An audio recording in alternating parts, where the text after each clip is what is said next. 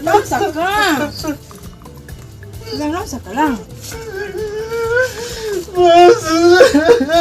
Nakaluhod og miyaka ang part-time photographer nga si Christian Paul Baran sa Manolo Fortich Bukidnon, human maskam og 48,000 pesos sa iyang bogus seller. Sorry kayo.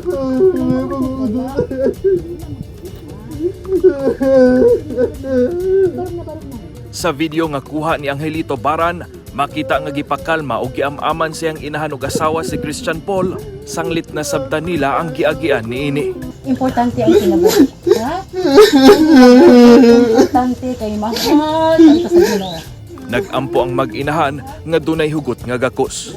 Yung sobrang nakakaano po talaga, blanco ng isip, sobrang nakakadismayado, sobrang, hindi ko ma-explain sir, kahit magagalit ako, wala namang magagawa sir.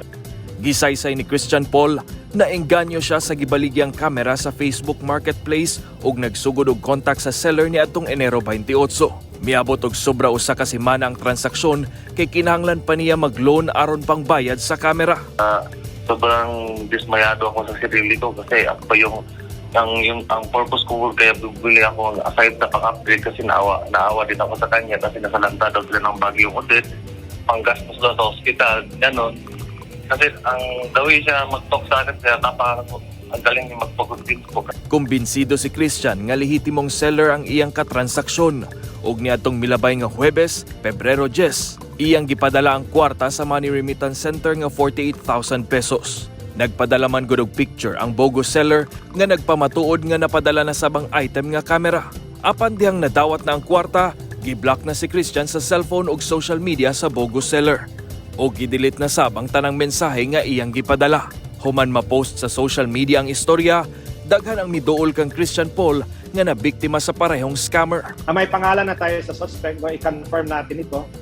Baka nag-disguise lang ito sa Facebook pag nakuha na natin yung warrant to disclosure computer data, may CCTV man yung palawan, so makita natin kung sino yung nag-withdraw ng pera.